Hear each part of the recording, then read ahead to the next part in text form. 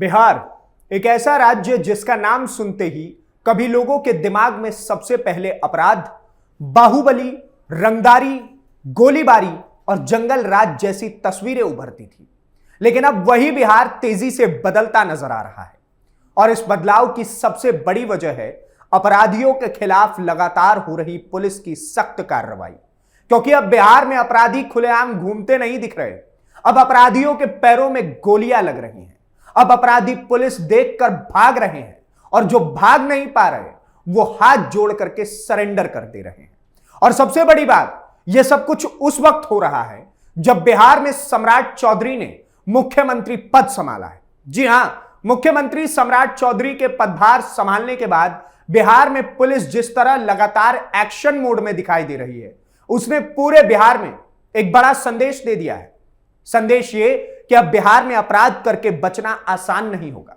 अब अगर अपराधी गोली चलाएगा तो जवाब भी गोली से मिलेगा। अगर लूट करेगा तो पुलिस उसके घर तक पहुंचेगी। अगर शिक्षक पर हमला करेगा तो एनकाउंटर का सामना करना पड़ेगा। और पिछले कुछ घंटों के अंदर बिहार में जो हुआ है उसने इस संदेश को और ज्यादा मजबूत कर दिया है। क्योंकि कुछ ही घंटों के भीतर सिवान और पटना में दो बड़े पुलिस एनकाउंटर हुए हैं। जी हां, दो बड़े पुलिस एनकाउंटर, और दोनों मामलों में अपराधियों की हालत ऐसी हुई कि एक के दोनों घुटनों में गोली लगी तो दूसरे ने चारों तरफ से घिरने के बाद हथियार डाल दिए। अब जरा इस पूरी कहानी को विस्तार से समझिए, क्योंकि यह सिर्फ दो एनकाउंटर की कहानी नहीं है, यह उस बदलते बिहार की कहानी है जहां अब अपराधियों के अंदर पुलिस का डर दिखाई देने लगा है। सबसे पहले बात सिवान की करते हैं। सिवान यानी वो इलाका जो लंबे समय तक अपराध और बाहुबली राजनीति का बड़ा केंद्र माना जाता रहा है। यही सिवान अब पुलिस एक्शन की वजह से चर्चा में आ चुका है। 6 मई को सिवान के जिरादेई थाना क्षेत्र के जामापुर बाजार में एक ज्वेलरी दुकान में दिन दहाड़े करीब 20 लाख रुपए की लूट हुई। अपराधी आए, हथियार के दम पर सोना और कीमती सामान लूटा और फिर फरार हो गए। घटना के बाद इलाके में डर फैल गया। लोग सवाल पूछने लगे कि क्या बिहार फिर पुराने दौर में लौट रहा है। लेकिन इसके बाद जो हुआ उसने पूरे मामले का रुख बदल करके रख दिया। पुलिस ने तुरंत जांच शुरू की, टीमें बनाई गई, लगातार छापेमारी हुई और आखिरकार पुलिस मुख्य आरोपी अंकित कुमार सिंह तक पहुंच ही गई। बताया गया कि अंकित सिवान जिले के सिसवन थाना क्षेत्र के चांदपुर घुरघाट गांव का रहने वाला है। पुलिस को जैसे ही उसकी लोकेशन मिली, कार्रवाई शुरू हो गई, लेकिन अंकित ने सरेंडर नहीं किया। पुलिस के मुताबिक उसने भागने और मुकाबला करने की कोशिश की, जिसके बाद दोनों ओर से मुठभेड़ चालू हुई और इस मुठभेड़ में उसके दोनों घुटनों में गोली लग गई। सोचिए, जिस अपराधी ने करोड़ों की तरह घूमने का सपना देखे था वही अब अस्पताल के बेड पर पड़ा है। जिस आदमी को लगता था कि वो पुलिस को चकमा देकर के बच जाएगा, अब वही पुलिस की गिरफ्त में बैठा हुआ है। और सबसे बड़ा संदेश यही है कि अब बिहार पुलिस सिर्फ बयान नहीं दे रही, अब कार्रवाइयां कर रही है। लेकिन कहानी यहीं खत्म नहीं होती, क्योंकि सिवान के कुछ घंटों बाद पटना में भी पुलिस ने बड़ा एक्शन कर दिया। पटना के अगमकुआं थाना क्षेत्र के ट्रांसपोर्ट नगर इलाके में सरकारी स्कूल के एक शिक्षक पर गोली चलाई गई थी। इस घटना ने पूरे इलाके में सनसनी फैला दी थी, क्योंकि बिहार में शिक्षक पर हमला सिर्फ एक व्यक्ति पर हमला नहीं माना जाता, बल्कि शिक्षा व्यवस्था और कानून व्यवस्था दोनों पर हमला माना जाता है। और इस मामले में पुलिस ने जिस तेजी से कार्रवाई की उसने साफ कर दिया कि अब बिहार अपराधियों की खुली छूट के लिए नहीं बना हुआ। पुलिस ने आरोपी संदीप उर्फ बादल और प्रिंस कुमार को घेर लिया। दोनों तरफ से घेराबंदी हुई। पुलिस ने सरेंडर करने को कहा, लेकिन अपराधियों ने चकमा देकर के भागने की कोशिश की। इसके बाद कार्रवाई हुई और एक आरोपी के पैर में गोली लगी। दूसरा जब चारों तरफ से घिर गया तो उसने आत्मसमर्पण ही कर दिया। अब जरा सोचिए, यह वही बिहार है जहां कभी अपराधी पुलिस को खुली चुनौती देते थे, जहां थाने पर हमला कर दिया जाता था, जहां पुलिस तक जाने से लोग डरा करते थे। लेकिन अब हालात ऐसे हैं कि अपराधी खुद हाथ उठा करके सरेंडर कर दे रहे हैं और यही सबसे बड़ा बदलाव माना जा रहा है। अब सवाल यह उठता है कि आखिर अचानक बिहार में यह बदलाव क्यों दिखाई दे रहा है। क्योंकि मुख्यमंत्री सम्राट चौधरी के पद संभालने के बाद लगातार ऐसे एक्शन सामने आ रहे हैं जिन्होंने अपराधियों के अंदर के डर को दोबारा पैदा कर दिया है। सरकार साफ कह रही है यह जीरो टॉलरेंस नीति है, यानी अपराध चाहे कोई भी करे कार्रवाई तय है। और अगर पिछले 1 महीने के आंकड़े देखें तो तस्वीर तो और ज्यादा साफ हो जाती है। 22 अप्रैल को पटना में लूटकांड का आरोपी दिलीप कुमार पुलिस एनकाउंटर में घायल होकर के गिरफ्तार हुआ। 28 अप्रैल को भागलपुर में हत्या का आरोपी रामधनी यादव मुठभेड़ में मारा गया।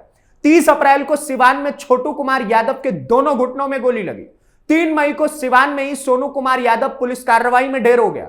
14 मई को बेहटा में 2 कथित शार्प शूटरों के पैरों में गोली मार करके गिरफ्तारी की गई। 18 मई को पटना में शिक्षक गोलीकांड के आरोपी घायल हुए और उसी दिन सिवान में ज्वेलरी लूट का आरोपी अंकित कुमार सिंह दोनों घुटनों में गोली लगने के बाद पकड़ा गया। अब सवाल यह है कि क्या यह सिर्फ संयोग है? बिल्कुल नहीं, यह एक पैटर्न है, एक रणनीति है और एक साफ संदेश है कि अब बिहार में अपराधियों के लिए जगह कम होती जा रही है। देखिए, किसी भी राज्य में कानून व्यवस्था सिर्फ भाषणों से नहीं सुधरती। कानून व्यवस्था तब सुधरती है जब अपराधियों को लगता है कि अब बचना मुश्किल है, और अभी बिहार में वही माहौल बनता दिखाई दे रहा है। यही वजह है कि अब अपराधियों के बीच पुलिस का खौफ बढ़ता हुआ नजर आ रहा है। पहले अपराधी घटना करके वीडियो डालते थे, सोशल मीडिया पर हथियार लहराया करते थे, लेकिन अब वही अपराधी पुलिस मुठभेड़ में घायल होकर के अस्पताल पहुंच जा रहे हैं, लेकिन अब सोशल मीडिया पर वीडियो नहीं डाल रहे। और इसका असर जनता पर भी साफ दिखाई दे रहा है। लोग अब खुलकर कह रहे हैं कि बिहार में लंबे समय के बाद पुलिस एक्शन में दिखाई दे रही है, क्योंकि जनता को सबसे ज्यादा जरूरत सुरक्षा की होती है। जनता चाहती है कि बाजार सुरक्षित रहे, शिक्षक सुरक्षित रहे, व्यापारी भी सुरक्षित रहे और अपराधी कानून के डर में रहे। अब विपक्ष चाहे जो सवाल उठाए, लेकिन जमीनी स्तर पर यह साफ दिखाई दे रहा है कि बिहार पुलिस लगातार आक्रामक मोड में काम कर रही है। और यही वजह है कि अपराधियों के अंदर बेचैनी बढ़ गई है, क्योंकि अब उन्हें पता है कि अगर अपराध करेंगे तो पुलिस पीछा नहीं छोड़ेगी। और सबसे बड़ी बात यह है कि इन एनकाउंटरों का मनोवैज्ञानिक असर भी पड़ रहा है। जब लगातार खबरें आती हैं कि अपराधियों के पैरों में गोली लगी, आरोपी गिरफ्तार हुए, गैंग पकड़े गए, तो बाकी अपराधियों में खुद ब खुद डर पैदा हो जाता है। और यही किसी भी सख्त कानून व्यवस्था की असली पहचान होती है। हालांकि कुछ लोग एनकाउंटर नीति पर भी लगातार सवाल उठाते हैं, लेकिन दूसरी तरफ सरकार और पुलिस का कहना है कि जब अपराधी हथियार उठाएंगे, पुलिस पर हमला करेंगे, भागने की कोशिश करेंगे, तब जवाबी कार्रवाई भी होगी। मतलब वो वहां से गोली चलाए, फूल चलाए, अब ये पॉसिबल नहीं है। और फिलहाल बिहार में जो माहौल बन रहा है उसमें पुलिस का मनोबल काफी ऊंचा दिखाई दे रहा है। यही कारण है कि लगातार कार्रवाइयां हो रही है और हर कार्रवाई के बाद सरकार इसे जीरो टॉलरेंस नीति का हिस्सा बता रही है। अब सबसे बड़ा सवाल यह है कि क्या यह सख्ती आगे भी जारी रहेगी? क्या बिहार सच में अपराध मुक्त राज्य बनने की दिशा में आगे बढ़ पाएगा? क्योंकि बिहार की छवि बदलना आसान काम नहीं है। सालों तक इस राज्य को अपराध और बाहुबली राजनीति के चश्मे से देखा गया था, लेकिन अगर इसी तरह कार्रवाई जारी रही तो आने वाले समय में बिहार की तस्वीर बदल सकती है। फिलहाल इतना जरूर साफ है कि बिहार पुलिस अब सिर्फ एफआईआर दर्ज करने तक सीमित नहीं दिख रही, बल्कि अपराधियों के खिलाफ मैदान में उतर करके कार्रवाइयां भी कर रही है। और यही वजह है कि आज अपराधियों में साफ साफ डर दिखाई दे रहा है, जबकि आम लोगों में भरोसा बढ़ता नजर आ रहा है। अब देखना होगा कि सम्राट चौधरी सरकार में यह जीरो टॉलरेंस नीति आने वाले महीनों में बिहार की कानून व्यवस्था को कितना बदल पाती है। लेकिन अभी जो तस्वीर दिखाई दे रही है उसमें इतना तय है कि बिहार में अपराधियों के अच्छे दिन खत्म हो चुके हैं और बुरे दिन सामने आ चुके हैं। और वहीं अगर जनता की बात करें तो जनता के अच्छे दिन आ चुके हैं और बुरे दिन खत्म हो चुके हैं, और पुलिस का खौफ लगातार अपराधियों के अंदर बढ़ता चला जा रहा है।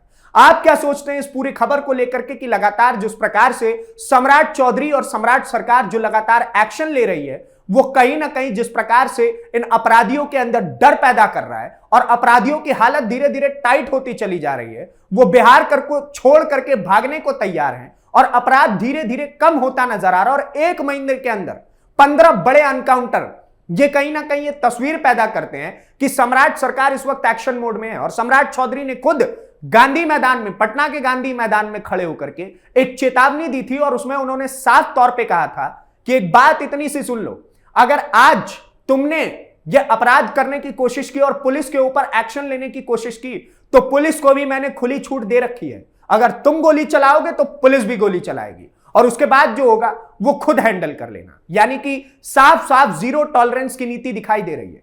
आप क्या सोचते हैं सम्राट के इस जीरो टॉलरेंस की नीति को लेकर के, हमें कमेंट बॉक्स में जरूर बताइए। और इस प्रकार की और वीडियोस को देखने के लिए कैपिटल टीवी बिहार को सब्सक्राइब कीजिए। धन्यवाद, नमस्कार, जय हिंद, जय भारत।